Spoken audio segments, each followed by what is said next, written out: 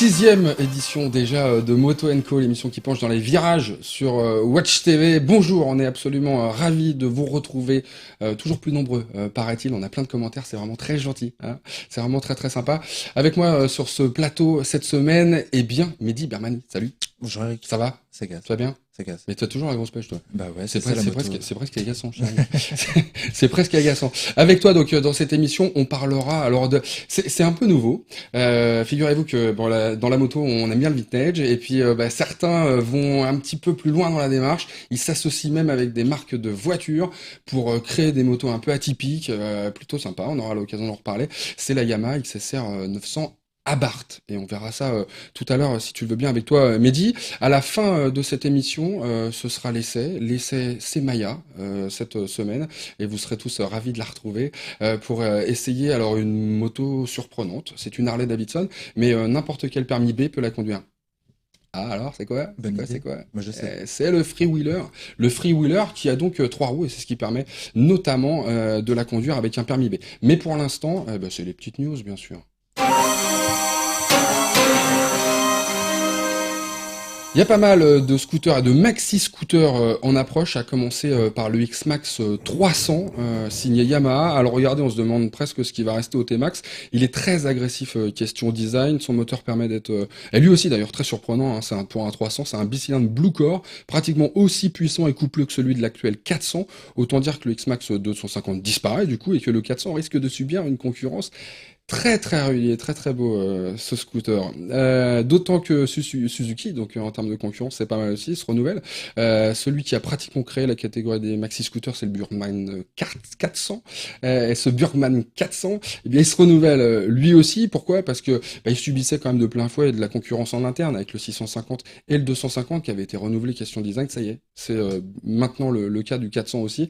Et puis dernier maxi scooter pour aujourd'hui dont on va parler, c'est ce Metropolis 400, ça bouge pas mal du côté du français, puisque hormis le fait qu'il passe à Euro 4, ce qui est déjà pas des moindres, eh bien il gagne des roues avant de 13 pouces, des disques qui passent de 200 à 230 à l'avant aussi, avec des étriers Nissin, et bien sûr, alors l'ABS et un traction control. Là, on fait plutôt fort chez Peugeot. On a aussi un équipement qui vient d'arriver et qui est plutôt pas mal et qui va intéresser plutôt ceux qui aiment les motos un petit peu de baroudeur. Ce sont ces valises JV Dolomiti avec de nouvelles valises, parce qu'il y en avait déjà et il y en a de nouvelles. Sur le stand de JV cette année à l'Intermode 2016, on propose de nouvelles valises et surtout un nouveau top case que vous voyez juste derrière moi, 46 litres. C'est la version top case du Dolomiti. Alors les Dolomiti, on connaissait, c'était ces petites valises latérales qu'on trouve sur le côté de cette moto. Et cette année encore, JV propose une nouvelle forme encore de Dolomiti. On n'ouvre plus par le dessus, on ouvre sur le côté. Et alors l'intérêt de ce modèle, c'est qu'on peut évidemment le retourner et en faire un top case. Ça, c'est intelligent. La bonne nouvelle, c'est que on peut mettre ça sur un roadster. Je trouve que ça dénote pas, ça la rend urbaine mais un petit peu baroudeuse quand même. C'est disponible dès la fin de l'année. Alors ça, je sais pas si ça va aller très très bien sur la XSR 900 Abarth. Je sais pas, mais ça va lui casser un peu sa ligne quand même, quoi. Ouais, un petit peu. Parce qu'elle est très belle. C'est un peu le café racer qui manque à Yamaha quelque part cette série limitée. Oui, alors il y avait eu une petite tentative. Ils avaient montré un concept, pour être honnête, quand on avait fait les essais de la XSR 900. C'était à Fuerteventura, si je me souviens bien. Et ils avaient amené quelque chose qui ressemblait à un café racer, mais qui était quand même pas aussi beau que ça, quoi. Ouais. Là, franchement, c'est juste magnifique, hein. Ouais. Et puis belle différence avec le modèle standard entre les éléments en carbone, la tête de fourche, capot de selle à l'arrière, le petit pot qui va bien, le coloris. C'est pas mal. Ouais, il faut reconnaître. Alors, évidemment, on est en droit de se demander maintenant l'intérêt d'avoir Abarth qui est aux côtés en fait de Yamaha sur cette moto. L'intérêt, il est plutôt évident en réalité, parce que ce sont deux marques qui partagent manifestement un même état d'esprit en ce qui concerne les véhicules. Et quand on parle de vintage, c'est qu'on veut faire du vintage, certes, mais il faut que ça soit joli, il faut que ça soit soigné. Et il y a plein d'éléments sur cette moto qui, il faut bien reconnaître, sont jolis et soignés, quoi. Ouais. Mais pas de préparation moteur. Non, pas de préparation moteur. Mais regarde, du carbone, un petit peu partout. C'est pas mal. Ouais, c'est pas mal. Ça donne vraiment bien. pour un café racer qui rate café en café, Ouais. c'est chouette. Et alors, en termes justement de motorisation, puisque tu l'abordais, Ouais. c'est un peu surprenant, parce Alors qu'à là part, aussi, c'est vraiment un préparateur, hein, c'est le sorcier, hein, ouais. Carlo. Et là, pas de préparation moteur? Non, cela dit, il y a quand même 114 chevaux, Ouais. 85 Nm de couple, donc il y a de quoi faire sur une moto réputée pour son agilité et sa légèreté, hein. On a un cadre en aluminium, on a des super suspensions. Bon, elle a quand même un tempérament sportif, quoi qu'il arrive, cette C'est vrai. Neo Rétro. Et pour le coup, alors ce qui est surprenant aussi, je trouve, moi, c'est ce guidon. C'est C'est vrai, marrant, hein. c'est pas commun comme Ça guidon. rappelle un peu les vélos de course des années 80, c'est assez sympa, quoi. Crâne Ouais. de vache retournée, qui donne une position de conduite, voilà, vraiment café racer pour le coup. Ouais. Et bon, on n'a pas pu monter dessus en l'occurrence parce qu'Non, elle était exposée dans un endroit qui était un poil fragile, il faut bien le dire, et qu'il y avait que les jeunes femmes de 45 kilos qui pouvaient grimper dessus. en jupe et en Mais, talon. mais en tout cas, ce qu'on a vu est très soigné. Cette couleur, on en parle ou quoi? Moi, je trouve que ça fait drôlement penser à celle du T-Max, non? Ouais, complètement, ouais. Le gris mat, enfin pas gris mat, gris brillant, gris glossy, façon un peu BTP, diraient Ouais. certains. Non, mais c'est la mode, il paraît. Et Oui, en c'est plus, la c'est toi mode. qui me l'as dit.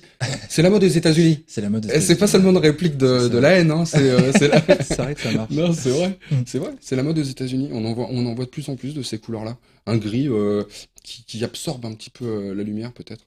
Oui. Mm.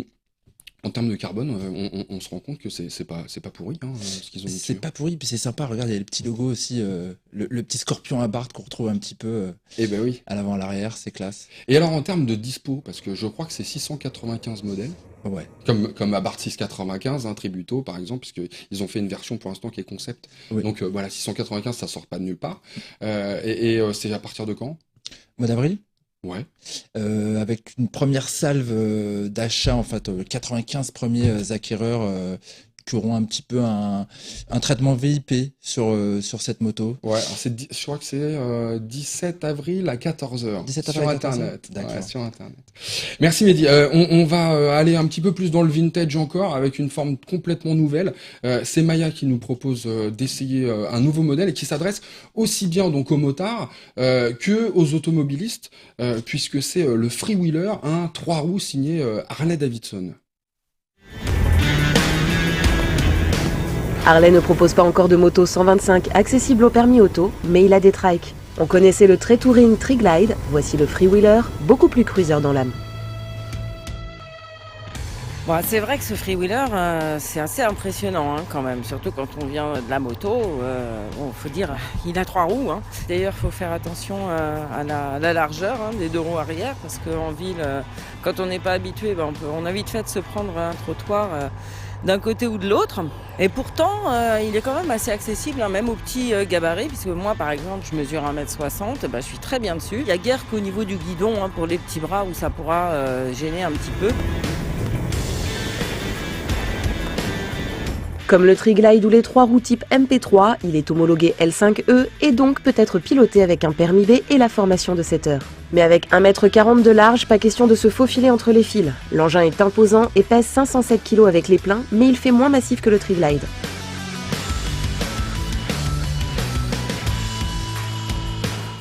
Il hérite de la version 107 cubic inch du dernier Big Twin Milwaukee 8, Euro 4 bien sûr. 1745 cm3, refroidi par air et huile, 4 soupapes par cylindre, il développe 92,5 chevaux à 5000 tours minute et 150 Nm de couple à 3250 tours minute. Moderne comme jamais un Twin Harley ne l'a été, il se distingue par des vibrations réduites grâce à un balancier d'équilibrage, de meilleures accélérations ainsi qu'une consommation et une gestion thermique optimisée. En l'occurrence, pour mouvoir le Freewheeler, le 107 a avalé lors de cet essai 8,8 litres au 100 km. Réactif, il tracte volontiers le poids de l'engin, même si l'on n'en profite pas comme sur une Street Glide par exemple, et sa souplesse permet d'évoluer sur le 6e rapport à 1500 tours minute. On a l'impression d'être sur la route 66, on regarde le paysage défiler dans les chromes de la face avant, on s'imagine ailleurs, quoi, c'est le voyage. Tiens, ça me rappelle aussi notre road trip à Oman et Dubaï, que vous pouvez aussi voir sur motorlife.tv. Là, ça c'est franchement inimitable.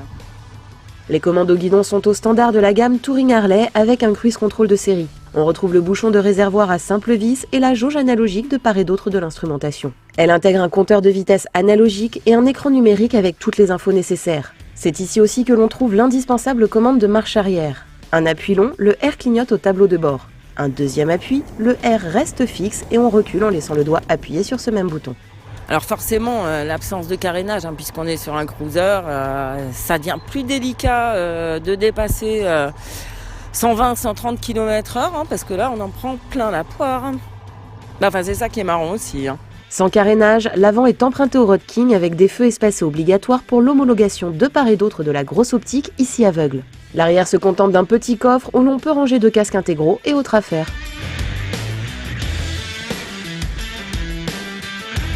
Ce beau bébé repose sur une jambe de 19 pouces avant chaussée en 130 mm et 2 jambes de 15 pouces à l'arrière avec des pneus type auto large de 205 mm. La fourche de 49 mm est dotée d'un amortisseur de direction et à l'arrière, on trouve 2 amortisseurs non réglables. Ça secoue quand même pas mal, les amortisseurs sont plutôt rêches. Ça secoue aussi pas mal de l'avant, dès que le bitume est fripé. Et heureusement qu'on a un amortisseur de direction, comme sur le Triglide. Niveau confort, là, il n'y a rien à dire, on est très bien assis, la serre est super confortable. Ça, c'est surtout vrai pour le pilote, parce que pour le passager, c'est encore autre chose.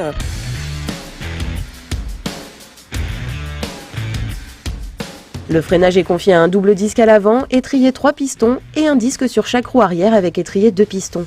Un frein de parking mécanique s'actionne par une pédale du côté gauche à l'arrière du marchepied. Alors pour s'arrêter, il faudra surtout compter avec la pédale au niveau du pied droit, parce que le frein avant, tout seul, il n'y a rien du tout.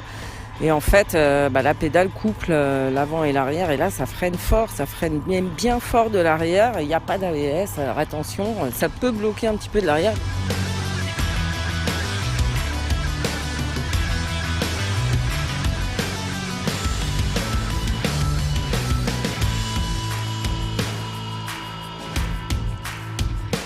Bon, globalement, ça tient bien la route. Ça, c'est surtout valable sur des grandes lignes droites, sur un bitume bien lisse.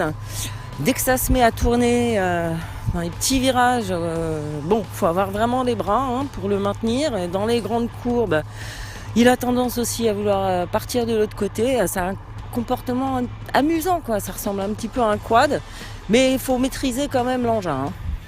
Avec le Freewheeler, Harley propose à tous ceux qui n'ont pas le permis moto une alternative amusante au Triglide. Certes, il est moins bien équipé pour le voyage et assume son côté égoïste. À part si vous souhaitez vous débarrasser de votre passagère, il faudra passer par la case option pour le duo. Ce qui alourdit bien sûr la facture qui s'élève à 29 850 €. Mais le rêve américain a-t-il un prix ? Le rêve en général a-t-il un prix, j'ai envie de dire. Mais on se retrouve la semaine prochaine, ça c'est sûr. Par contre, vous voulez pas me dire c'est la surprise pour le modèle ? Un petit indice peut-être ? Une italienne, une allemande. Ah d'accord, bon super, merci. Ça c'est un indice sympa, merci, sympa. Je te remercie. Moto & Co, c'est terminé pour cette semaine, on se retrouve la semaine prochaine, donc avec Mehdi, ça c'est sûr, et on se retrouve évidemment tous ensemble avec Maya aussi. Et Moto & Co, alors rediffusion sur Watch TV bien sûr, et puis pour tous les essais, c'est facile, motorlife.tv. Voilà, salut, allez à la prochaine.